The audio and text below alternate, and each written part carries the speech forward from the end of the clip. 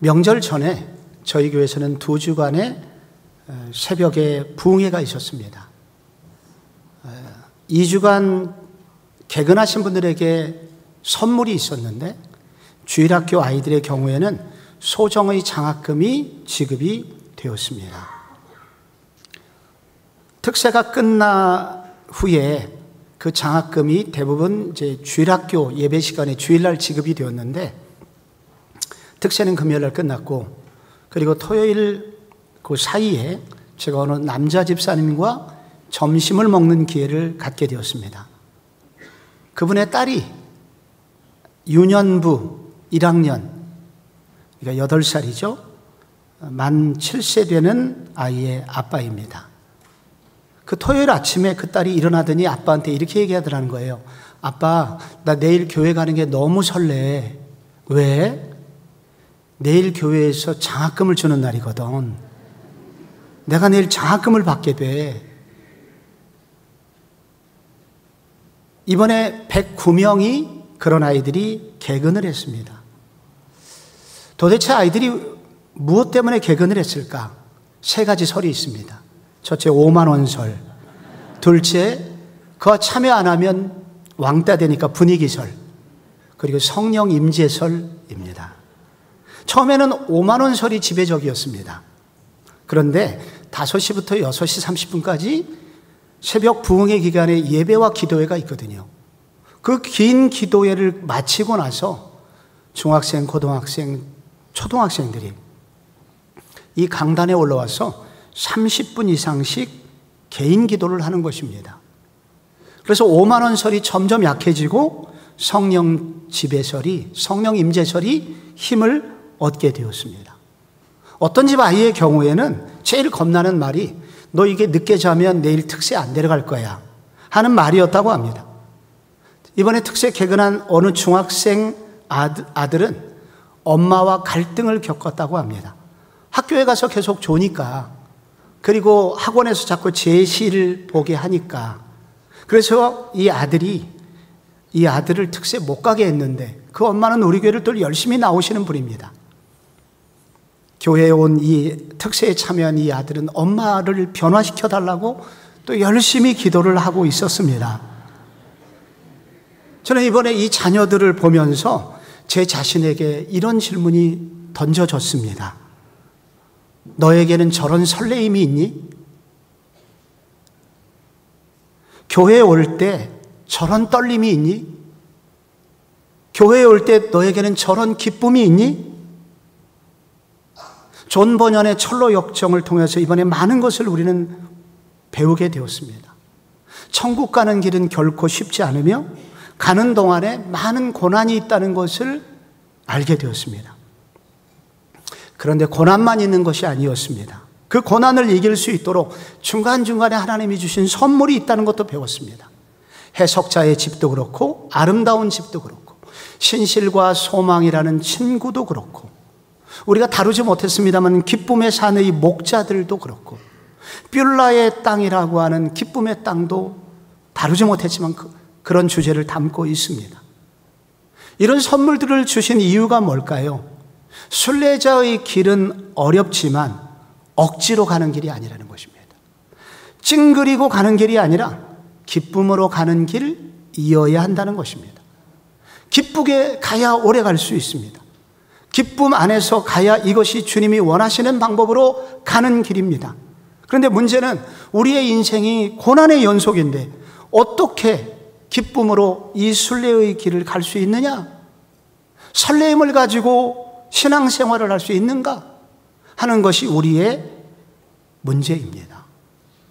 시편 120편부터 134편까지는 그 표제어가 성전에 올라가는 노래라고 되어 있습니다. 이스라엘의 순례자들이 이맘때 되면, 순례의 길을 떠날 때가 되면 항상 이 노래를 부르고 불렀던 노래가 축적이 되어서 오늘의 시편이 된 것입니다. 그런데 오늘 우리가 읽은 시편 122편은 표제어가 하나 더 붙어 있습니다. 다윗의 시라고 되어 있습니다. 이것은 다윗이 직접 썼거나 혹은 어느 순례자가 순례의 길에서 겪은 것을 시로 써서 다윗에게 헌정을 한 시로 그렇게 구약학자들은 생각을 합니다. 한 순례자가 있습니다. 이스라엘의 변방에 사는 사람일 수 있습니다. 그런데 어느 날 누군가 와서 이렇게 말합니다. 이제 우리 여호와의 집에 올라갈 때가 되었습니다. 그때 그 사람의 고백이 있습니다. 1절에 사람이 내게 말하기를 여호와의 집에 올라가자 할 때에 내가 기뻐하였도다. 여기 기뻐하였다고 하는 말은 일반적인 기쁨을 말하는 게 아닙니다. 잠잠하던 마음이 갑자기 쾌활해지고 그리고 유쾌해졌다는 뜻입니다. 그리고 이게 완료형으로 되어 있기 때문에 과거에 했던 경험이 지금까지 남아있다는 것입니다. 이스라엘의 건기가 되면 광야가 모두 사막 같습니다. 그런데 비만 하루 딱 오면 갑자기 그 광야가 진초록의 정원으로 바뀌게 됩니다. 여호와의 집에 올라가자 하는 얘기를 들었을 때 이 시인의 마음이 갑자기 설레이기 시작했다는 것입니다. 진초록의 정원처럼 마음이 지금 파릇파릇해졌던 것이죠. 무엇일까요? 무엇이 순례자로 하여금 이런 기쁨과 설레임을 갖게 했을까요? 순례자가 이런 시인이 이런 설레임을 가졌다고 한다면, 이 시인이 걸어간 길을 간다면 우리도 이와 같이 설레임이 회복될 수 있음을 말해주고 있는 것입니다.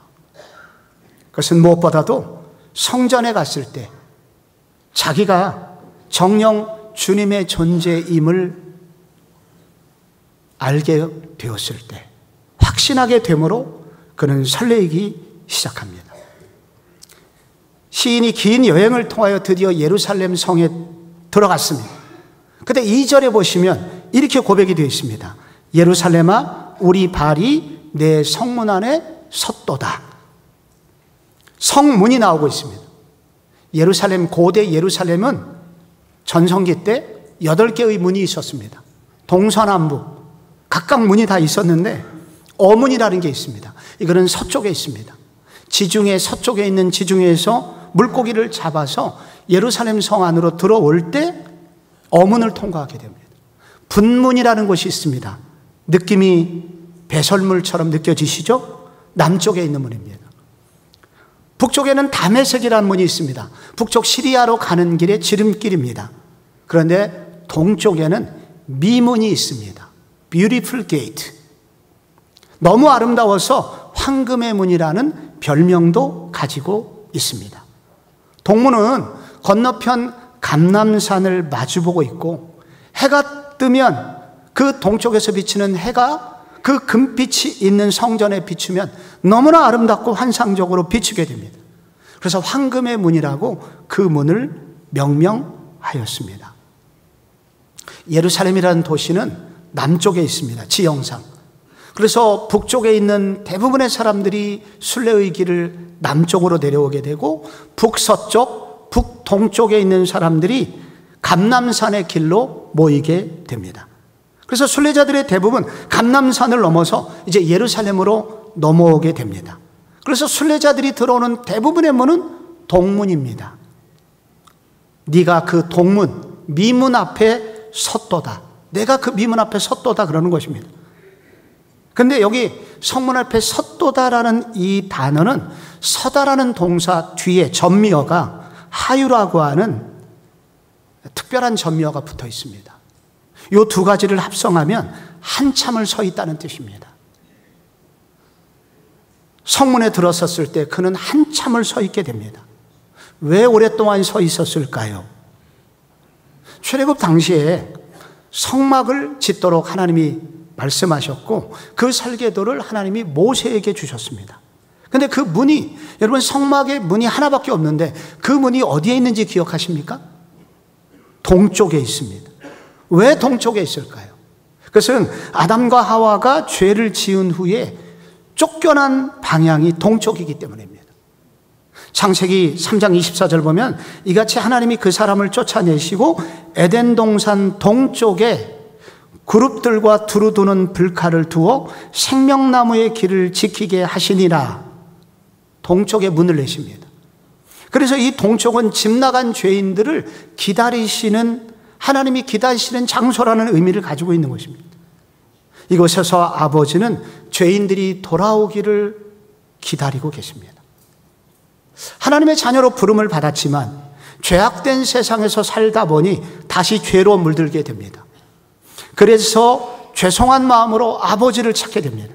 그런데 성문에 들어섰을 때 그 아버지께서 나를 기다리고 계셨구나 하는 것을 깨닫게 됩니다. 확신을 하게 됩니다. 그 순간 순례자는 움직일 수 없게 됩니다. 한참을 그 아버지의 사랑의 품 안에서 자기가 누구인지를 생각하게 됩니다. 그때 가슴이 울컥 치밀어 오르는 감격을 느끼게 됩니다. 내가 이렇게 소중한 존재로구나. 여러분, 이러한 감정을 느낀 사람이 누가복음 15장에 등장합니다. 어떤 둘째 아들이 아버지가 죽지도 않았는데 유산을 상속해달라고 챙겨서 집을 나갑니다. 마치 살아있는 아버지를 죽은 사람처럼 여겼던 불효자입니다. 유대 사회에서는 돌맞을 짓을 한 것입니다. 집을 나가서 어떻게 되었습니까? 모든 자산을 다 탕진해 버렸습니다. 나중에 돼지가 먹는 쥐염 열매를 먹으려고 경쟁을 벌였습니다. 그런데 그 아들이 각성을 해서 드디어 부끄러운 모습으로 이제 아버지의 집을 향하여 돌아오고 있지요. 그런데 그때 누가복음 15장 20절에 어떻게 나와 있습니까? 이에 일어나서 아버지께로 돌아가니라. 아직도 거리가 먼데 아버지께서 그를 보고 측은히 여기에 달려가 목을 안고 입을 맞추고, 그리고 종들에게 제인 옷을 가져오라고 그러고 손에 가락지를 끼우고 발에 신을 신기게 합니다. 아직도 거리가 먼데, 이것은 바로 둘째 아들을 기다리기 위해서 그 아버지가 문 밖에서 기다리고 있었다, 동구 밖을 말하는 것입니다. 그리고 아들을 발견하자마자 그 아들에게 가락지를 끼워줍니다. 아들의 신분을 다 회복시켜 주시죠. 그 품 안에 아들이 안기게 됩니다. 아버지와 아들이 그 품 안에 오래 있었을 것입니다. 그 둘째 아들이 아버지의 품에서 울고, 그리고 그 아버지의 그 따뜻한 품을 그 아들이 느꼈을 것입니다. 이 느낌을 지금 시인이 표현을 하고 있는 것입니다. 주전 600년 전후에서 이스라엘이 범죄하였습니다. 그래서 하나님의 저주를 받고 징계를 받아서 나라가 망하기 시작합니다. 우리나라 구한말처럼 완전히 망한 게 아니라 조금씩 주권을 빼앗겨 가게 됩니다. 그래서 이스라엘 백성들이 다 풀이 죽어 있었습니다. 그때 스바냐 선지자가 성전에서 고통스럽게 기도를 하고 있었던 것 같습니다. 그때 하나님의 말씀이 임하게 되죠. 그날에 사람이 예루살렘에 이르기를 두려워하지 말라. 시온아, 내 손을 늘어뜨리지 마라. 왜냐? 너의 하나님 여호와가 너의 가운데 계시니 그는 구원을 베푸실 전능자시라. 그가 너로 말미암아 기쁨을 이기지 못하시며 너를 잠잠히 사랑하시며 너로 말미암아 즐거이 부르며 기뻐하시리라. 너희들은 결코 버림받지 않을 거야. 너희들은 다시 회복될 거야. 너희들은 나의 자녀며 너희들은 나의 기쁨 덩어리거든. 그러니 너희 기죽지 마. 그 하나님의 음성에 선지자가 회복이 됩니다.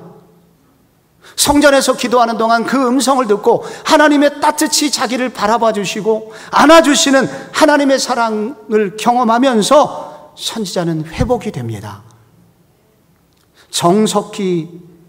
작가 정석희가 쓴 내가 기억하지 못할 것들에 대하여라는 책이 약 10여 년 전에 이 책이 나와서 많은 분들에게 읽혀진 적이 있습니다. 외할아버지가 손자 보면서 느낀 것을 기록한 책이거든요. 이 책에 이런 내용이 있습니다. 나에게 외손자 둘을 보는 지난 몇 년은 내 노년에 뜻하지 않게 찾아온 파릇한 봄날이었다. 이 아이들이 있어서 귀중한 사색과 티없는 교감으로 충만했고 순수한 헌신의 기쁨을 누릴 수 있었다. 마음껏 사랑해도 되는 대상이 생겨난 것이다. 오랜만에 사는 게 사는 것 같았다. 저녁 해가 더 빨리 지는 것처럼 나의 남은 세월이 질주하는 것에 익숙해진 지금 아이들이 시들어가는 나를 구원해 준 셈이다. 내 영혼이 저물기 전 이처럼 아이들의 시작과 내 삶의 끄트머리가 겹쳐질 기회가 주어졌으니 이것이 축복이 아니고 무엇이랴. 정말 너희를 만난 이후에 나의 삶은 순간순간 충일이고 기쁨이고 파릇한 봄날이었다. 여러분, 이 할아버지가 손주를 바라볼 때 어떤 눈빛이었을까요? 이런 하나님의 눈빛을 바라보고 자란 손주는 얼마나 자신감이 있을까요? 너는 나의 기쁨 덩어리야. 이런 느낌을 받고 자란 손주가 어떤 마음으로 자라갔을까요? 그런데 여러분, 할아버지와 비교도 안 되는 사랑의 원천이신 하나님이 오늘 뭐라고 말씀하십니까? 너는 내 아들이야. 너는 기쁨 덩어리야. 나는 너 때문에 기쁨을 이기지 못해. 이런 음성을 듣고 살아간다면 우리는 우리 자신을 어떻게 바라보아야 할까요? 우리 자신들은 모두 다 하나님의 존재의 기쁨입니다. 그 자체로 기쁨 덩어리입니다. 이렇게 말씀하시는 하나님의 음성을 들을 때, 이렇게 이런 음성을 들은 시인은 갑자기 그 마음에 기운이 생기고, 그리고 갑자기 그에게 용기가 생깁니다. 기쁨이 터지기 시작합니다. 이 기쁨을 누린 순례자가 예배의 자리로 나아갑니다.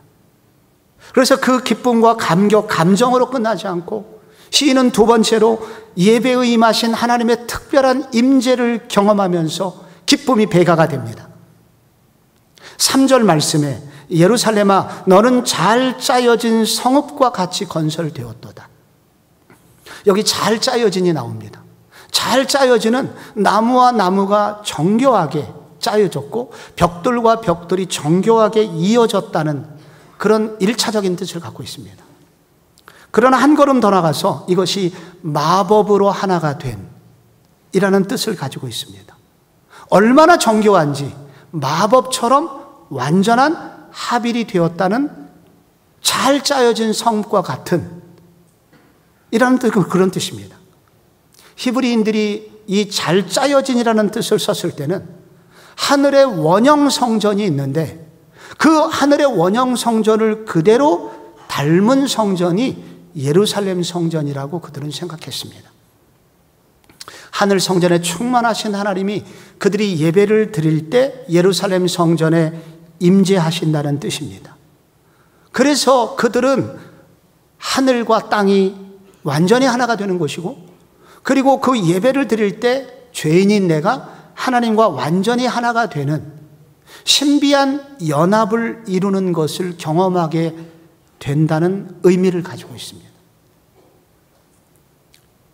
히브리인들은 하늘의 성전에서 임하신 하나님께서 성전에서도 임재하심으로 말미암아 하늘과 땅의 신비한 일체감을 이루는 장소가 바로 예배를 드리는 이 장소라고 그들은 생각했습니다. 예루살렘이 중요한 이유는 거기가 정치의 중심지이기 때문입니다.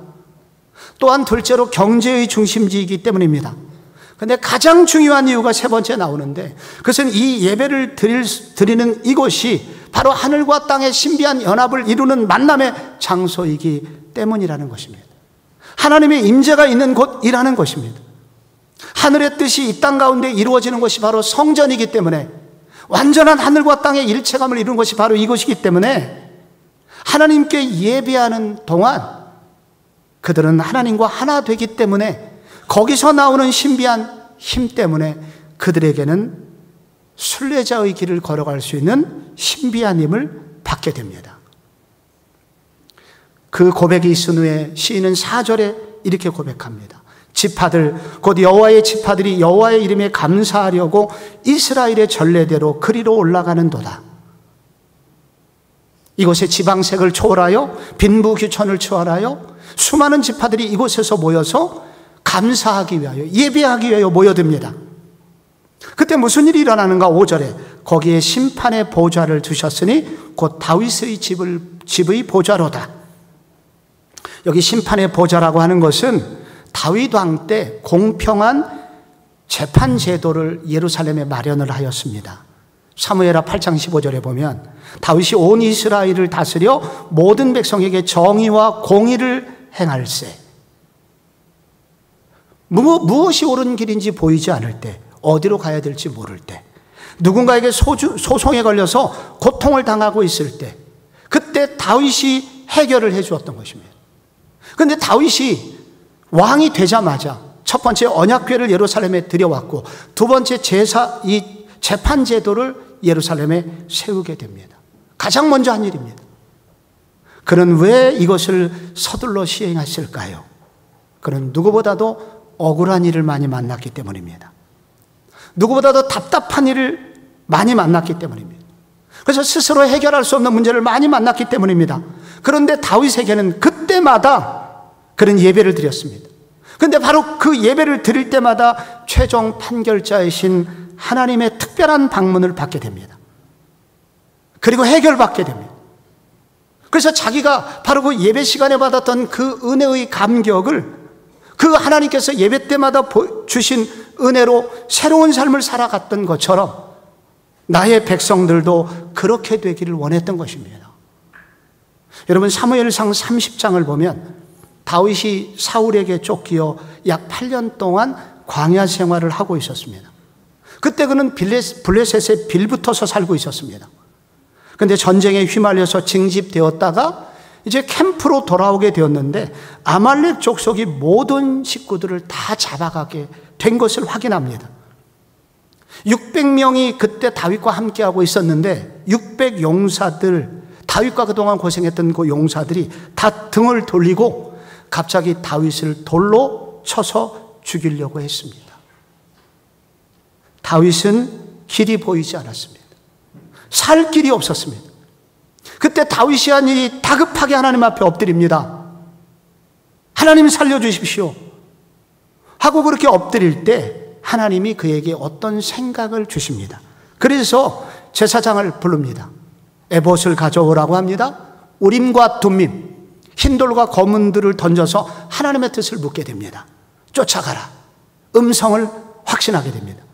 그리고 가다가 우연히 아말렉에게 폐기 처분된 버려진 노예를 살려주게 되는데 회복된 그가 아말렉 군사들의 동선을 알려주게 되고 대승을 거두게 되고 모든 것이 회복됩니다.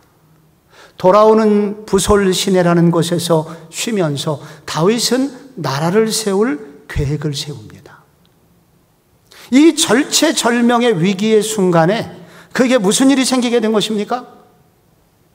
하나님의 지혜가 그에게 들어오게 된 것입니다. 이것을 하나님의 임재라고 합니다. 사방에 길이 없는데 바로 하나님이 문을 여신 것입니다. 하늘문이 열린 것이죠. 하나님께서는 성도들이 이렇게 예배를 드릴 때 특별히 임재하셔서 하늘문을 여시고 길이 없는데 길을 보여주시고 특별한 지혜를 허락하시고 또 예배 후에 갈 길을 인도하시는 특별한 하나님의 임재가 있다는 것을 다윗은 경험했기에 이러한 은혜를 나의 백성들도 이곳에서 경험했으면 좋겠다. 그는 소원한 것입니다. 하나님은 평소에도 우리와 동행하시죠. 하나님이 우리하고 임재하십니다. 예수 믿는 우리는 늘 하나님이 함께 하시는 백성들입니다. 그렇습니다. 그러나 성도가 예배를 드릴 때 하나님은 특별히 임재하신다고 합니다. 예배 가운데 찾아오십니다. 예배를 드리는 동안에 어떤 생각을 주시기도 하고 예배 후에 누군가를 만나게 해주시기도 하고 그래서 도저히 내 힘으로 넘어갈 수 없는 것을 넘어가게 해주십니다. 그때 성도의 마음에 깃드는 감정, 그것이 기쁨입니다. 감사입니다. 그래서 성도들의 입에서 찬양이 터지는 것입니다. 다윗이 찬양시가 많습니다. 왜 이렇게 많을까요? 이런 경험이 반복해서 경험됐기 때문입니다. 코로나19 이후에 한국교회가 많이 어렵습니다. 특별히 청년들이 교회를 오지를 않습니다. 그런데 이 코로나19 때 개척을 하신 40대 여성 목사님이 있습니다. 개척 1년 만에 청년들 2,500명이 모여서 예배를 드리고 지금은 3,000명이 넘는 청년들이 대부분인 교회를 이루고 있습니다. 강남 삼성동의 건물의 한 부분을 빌려서 매주 예배를 드리는데 예배를 드릴 공간이 없어가지고 예약제로 예배를 드리고 있습니다. 그 교회 가려면 미리 예약을 해야 됩니다. POD라는, 포드라는 교회, 퍼레이드 오브 데이빗, 다윗이 언약궤를 들고 행렬을 갈 때의 그 단어를 쓴, 그래서 지은 교회 이름입니다. 이 교회, 바로 그 담임 목사님은 성신여대 앞에 있는 한 교회 목사님의 딸입니다. 일부 예배 때는 제가 이름을 말씀드렸습니다. 아시는 분이 많아서. 우리 교단, 우리 노회에 소속된 원 목사님이란 분의 따님이십니다. 근데 이 따님이 고등학교 2학년 때 동생의 권유로 경배와 찬양이라는 수련회를 참여하게 되었다고 합니다. 그동안 그 전까지는 그냥 평범하고 그리고 약간 문제의 소지가 있는 그런 학생이었던 것 같습니다. 동생이 그렇게 권유를 했지만 그 수련회에 들어가기 직전까지 이어폰을 끼고 계속해서 대중가요를 들었다고 합니다. 그리고 그분이 그 예배를 드리고 난 후에, 그런 그 이후에 단 한 번도 소위 세상 노래를 듣지 않았다고 합니다. 바로 그 예배 시간에, 한 번의 예배 때 하나님을 만났기 때문입니다. 그때의 그 느낌을 요 목사님이 이렇게 표현을 했습니다. 어떤 초월적 존재를 만날 때 말문이 막힌다는 말이 있습니다. 그분의 영광 앞에 섰을 때 제대로 숨을 쉬는 듯 하였습니다. 완전히 새로운 호흡이 불어넣어졌습니다. 관념적이고 추상적이던 하나님의 존재가 너무도 위대하고 영광스러운 실체로 내 앞에 계셨습니다. 엄청난 환희와 기쁨이 내 전 존재로 번져왔습니다. 그토록 나를 누르던 자아와 인생의 무게가 한순간 먼지처럼 사라졌습니다. 단 한 번의 예배로 그때까지 내 속을 가득 채웠던 두려움 없는 사랑에 대한 깊은 갈망과 결핍이 완전히 채워졌습니다. 이 사랑의 절정에서 저는 결단했습니다. 내 삶을 여기에 걸어야겠다. 그래서 18살의 예배 시간에 경험한 그 한 번의 예배 때 만난 하나님, 그 임재하신 하나님의 영광에 붙들려가지고 30년 동안 쉬지 않고 달려와 지금 많은 청년들을 그렇게 섬기는 종으로 쓰임을 받고 있다는 것입니다. 오늘 다윗이 경험한 하나님의 임재, 순례자가 경험한 하나님의 임재, 오늘도 계속됩니다. 그래서 우리가 예배를 드릴 때 하나님을 갈망해야 됩니다. 오늘 예배 시간에 하나님은 나에게 어떻게 찾아오실까? 어떤 말씀으로 방문하실까? 그리고 예배를 드리고 난 이후에 내 삶이 어떻게 달라질 수 있을까? 이렇게 하나님의 임재를 사모하고 갈망하는 자들에게 오늘도 하나님은 특별히 임재하시며 우리의 갈 길을 열어가시는 것입니다. 그것을 체험하게 될 때 우리 속에 찾아오는 기쁨, 그 기쁨이 우리로 하여금 순례의 길을 더 힘있게 걸어가게 만듭니다. 이것이 끝이 아닙니다. 이 순례자는 이 예배의 감격을 경험하고 난 후에 한 영혼을 위하여 기도를 드리기 시작합니다. 시인이 갑자기 이 예배의 감격을 이야기하다가 갑자기 기도하는 사람으로 바뀌게 됩니다. 무슨 기도를 하느냐? 6절을 보면 예루살렘을 위하여 평안을 구하라. 예루살렘을 사랑하는 자는 형통하리로다.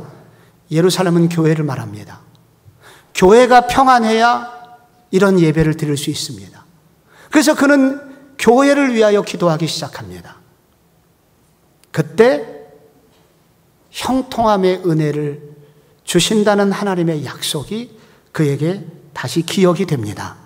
시냇가에 심기운 나무가 시절을 쫓아 열매를 맺는 것 같은 삶을 내가 너한테 줄 거야 하는 교회를 위하여 기도하는 동안 그런 확신을 또 갖게 됩니다. 또 기도합니다. 7절에 내 성 안에는 평안이 있고 내 궁중에는 형통이 있을지어다. 성 안에 평안이 있다는 것은 이것은 전쟁으로부터 보호된다는 뜻입니다. 국방력이 튼튼해지도록 기도한다는 것입니다. 여기 궁중이 나옵니다. 궁중에는 왕이 삽니다. 이것은 바로 통치자를 위하여 기도하는 것입니다. 왕을 위하여 기도하는 것이죠. 나라와 민족을 위하여 기도합니다. 그리고 그걸로 그치지 않고 또 기도합니다. 8절에 내가 내 형제와 친구를 위하여 이제 말하리니 내 가운데 평안이 있을지어다. 순례자가 교회를 위하여 기도하고 나라와 민족을 위해서 기도하는 걸 넘어서 이제 이웃과 내 형제를 위하여, 친구를 위하여 기도하고 있습니다. 왜 이렇게 갑자기 예배를 드리다가 공동체와 친구를 위하여 기도하고 있는 것일까요? 왜 이렇게 기조가 바뀐 것일까요? 그것은 성경 전체에 공통적으로 나타나는 현상입니다. 죄인된 나를 받아주신 하나님의 사랑을 경험하고 나면, 하나님의 임재로 내가 채워지고 나면 나를 벗어나서 다른 사람이 보이기 시작합니다. 내 눈물을 닦아주시는 하나님의 은혜를 경험하고 나면 다른 사람의 눈물이 보이고 다른 사람의 아픔이 보이기 시작합니다. 그래서 그들을 위하여 기도하지 않을 수 없게 된 것입니다. 그리고 이 시가 바로 오늘 이 구절, 이 문맥 속에서 들어가 있는 이유는 그런 사람들에게 하나님이 특별한 선물을 주신다는 것입니다. 시들지 않는 감동과 시들지 않는 소명감을 그에게 주신다는 것입니다. 세월이 흘러도 꺾이지 않는 열정을 그에게 주신다는 것입니다. 다윗과 사울은 비슷한 게 많습니다. 그런데 나중에 전혀 다른 길을 갔습니다. 둘 다 특별한 은혜를 받았습니다. 둘 다 왕의 기름 부으심을 받았습니다. 그런데 사울은 버림을 받고 다윗의 나라는 영구했습니다. 왜 이렇게 됐을까요? 사울은 자기가 왕이 된 이후에, 즉 은혜를 받고 난 이후에 자기의 나라를 세우고 자기의 이름을 내는 일에 몰두합니다. 자기 자존심 세우는 일에 집중합니다. 그러다 보니 다른 사람을 파괴하게 됩니다. 그리고 버림받게 됩니다. 그런데 다윗은 자기가 받은 은혜를 가지고 나라를 세우려고 합니다. 누군가의 눈물을 닦아주는 일에 집중하기 시작합니다. 그랬더니 그의 평생 끊이지 않는 게 있습니다. 시가 나옵니다. 계속해서 그의 입에서 시가 나옵니다. 그래서 시편의 절반이 다윗이 쓴 시입니다. 받은 은혜를 간직하고 그때 받은 은혜의 설레임이 오래가는 사람은 누구인가? 나의 영혼이 맑을 때 누군가의 눈물을 기억하고 울어주는 사람입니다. 그때 하나님은 그런 약속을 주십니다. 그때 생명이 길어진다는 것입니다. 그때 뜻하지 않는 기쁨과 감격이 우리 속에 계속 터져 나오면서 우리로 하여금 이 순례의 길을 계속 걸어가게 한다는 것입니다. 특세를 마쳤습니다. 한 집사님께서 제게 여러분이 보내주셨는데 오늘 주제에 어울리는 소감문이 하나 있습니다. 사역훈련을 받는 집사님인데 제가 방학을 앞두고 2학기 우리가 해야 될 가장 큰 일은 전도하는 일이다. 그래서 전도 대상자 명단을 적고 그들을 어떻게 도울지 구체적인 플랜을 짜와라 하는 게 이제 숙제입니다. 그런데 이분에게 한 분이 떠오르는 것입니다. 그런데 그분은 누구냐면 겉으로는 강해 보이지만은 속으로는 여리고 홀로 눈물을 자주 흘리는 어떤 언니였습니다. 그래서 이 언니를 전도하려고 4년 전에 사실 성경책도 선물한 적이 있었다고 합니다. 지난달 8월 어느 날 새벽에 잠이 오지 않았는데 그때 언니가 떠올랐다고 합니다. 새벽 1시였습니다. 언니를 생각하며 한참을 기도하게 되었고 그러다가 잠이 들었는데 아침 7시에 눈을 뜨게 된 것입니다. 휴대폰을 열어보니 언니로부터 문자가 와 있었습니다. 이렇게 써 있었대요. 오늘부터 성경을 읽어야겠어. 깜짝 놀라게 되었습니다. 그리고 언니와 통화를 하는데 이런 고백을 하더래요. 지금 내가 하고 있는 일은 내 능력으로는 절대 할 수 없는 일이야. 내가 이렇게 하는 걸 보니 이것은 하나님이 시키시는 일 같아. 지방에 사시는 분인데 내가 8월에 서울 가면 너희 교회에 등록하고 네가 들었다는 성경대학 등록해서 나도 공부하려고 해. 그리고 실제로 8월 25일 주일 예배에 와서 우리 교회에 등록을 했고 이제 성경대학도 아마 시작했을 것이라고 생각합니다. 그리고 특세도 며칠 참여하게 되었습니다. 이 집사님이 이 간증을 하면서 마지막에 이런 고백을 했습니다. 누군가의 영혼을 위하여 기도하는 일은 기쁜 일이면서 가슴이 아린 일 같습니다. 왜냐하면 한 사람의 생명을 누구보다도 소중히 여기시는 하나님이 우리에게 그런 마음을 가지고 계시기 때문일 것입니다. 교회 오래 다니면 우리도 모르는 순간에 우리 모두는 종교인으로 전락할 수 있습니다. 아무런 감동도 없고 눈물도 없고 습관을 따라서 율법적으로 차갑게 바뀔 수 있습니다. 어떻게 해야 될까요? 우리가 사울의 길을 가지 않으면 어떻게 가야 될까요? 다윗 같은 순례자가 되어야 합니다. 설레임이 있는 순례자가 되어야 합니다. 무엇이 우리를 이렇게 만들어줄까요? 우리가 예배에 참여할 때마다 정녕 내가 주님의 기쁨의 존재임을 확인하시는 시간이 되셨으면 좋겠습니다. 그리고 예배에 특별히 임하시는 특별한 임재를 경험하는, 예배와 예배 후에 나를 찾아오시는 이 하나님의 임재를 갈망하시기 바랍니다. 그리고 나에게 주신 은혜는 누군가를 위하여 눈물을 흘리라는 은혜임을 깨닫고, 누군가를 위해서, 누군가 한 영혼을 구원하기 위해서 눈물을 흘리려고 할 때 하나님은 우리도 이 시인처럼 기쁨의 순례자로 길을 걸어갈 수 있도록 도와주실 것입니다. 이런 은혜가 성목초항의 모든 교우들에게 충만하게 임하시기를 축원합니다.